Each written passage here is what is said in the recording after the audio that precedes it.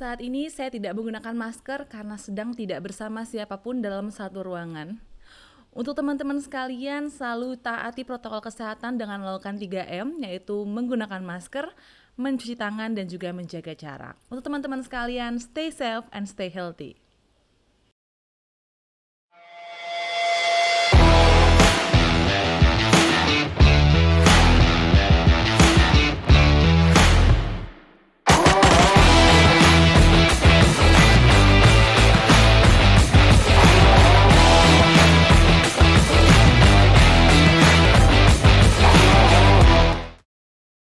Komplain di fasilitas layanan kesehatan seperti rumah sakit, puskesmas, klinik, dan fashiankes lainnya merupakan suatu hal yang paling sering terjadi di dunia pelayanan kesehatan.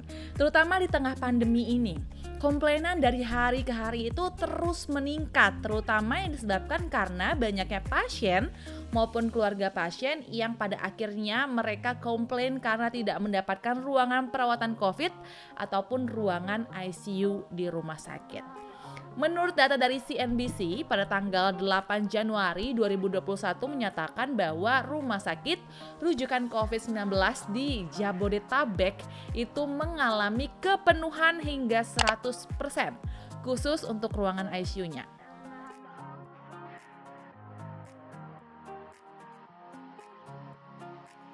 Jadi dikarenakan memang pasien-pasien yang ada di daerah Jabodetabek mengalami gejala yang cukup berat sehingga membutuhkan bantuan ventilator dan harus dirawat di dalam ruangan ICU.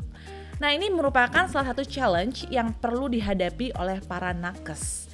Nah, bagaimana sih cara berkomunikasi dengan orang-orang yang komplain karena tidak mendapatkan ruangan COVID ataupun ruangan ICU?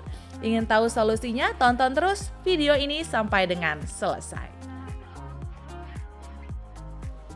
Tips yang pertama adalah jadi pendengar yang baik dan juga berempatilah. Hal pertama yang perlu kamu lakukan ketika mendengarkan pasien yang komplain ataupun keluarganya yang komplain dan tidak mendapatkan ruangan ICU, tentu dengarkan terlebih dahulu seluruh keluh kesah dan juga komplainannya. Dan berempatilah. Bayangkan jika kamu yang berada pada posisi mereka. Jika kamu bisa membayangkannya, maka marah, kecewa, sedih, jengkel itu adalah suatu hal yang wajar.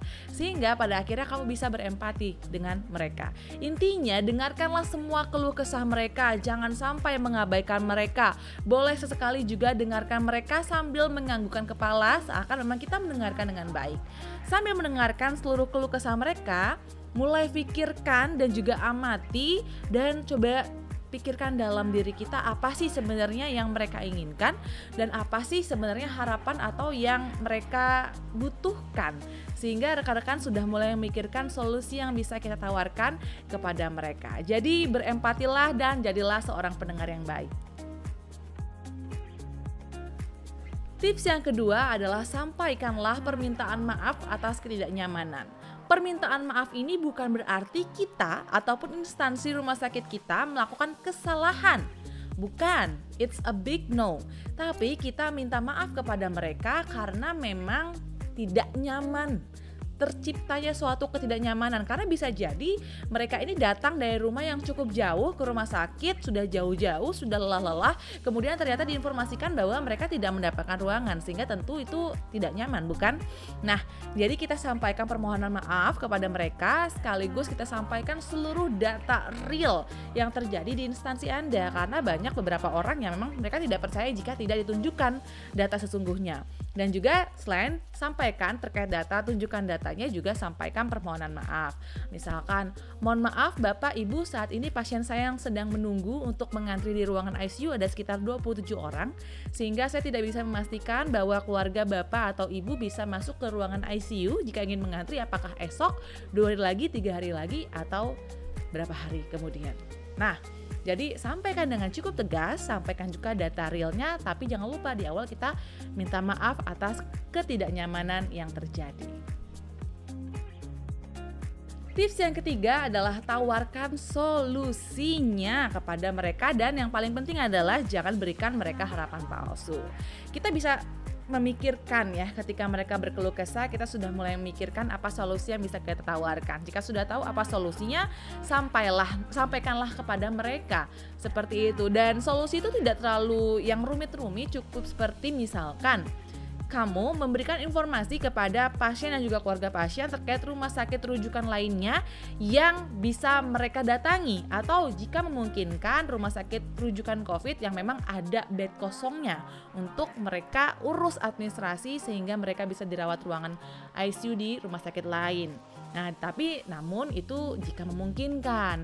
Dan yang paling penting lagi adalah tolong jangan menjanjikan sesuatu apapun sejak awal kepada mereka. Karena biasanya orang-orang yang sedang panik, orang-orang yang sedang bingung itu mereka cenderung akan bergantung dengan orang lain. Jadi jangan sampai mereka bergantung pada diri kita. Jadi sampaikan bahwa kamu berusaha untuk membantu mereka sebisa mungkin, namun kamu tidak menjanjikan apapun kepada mereka.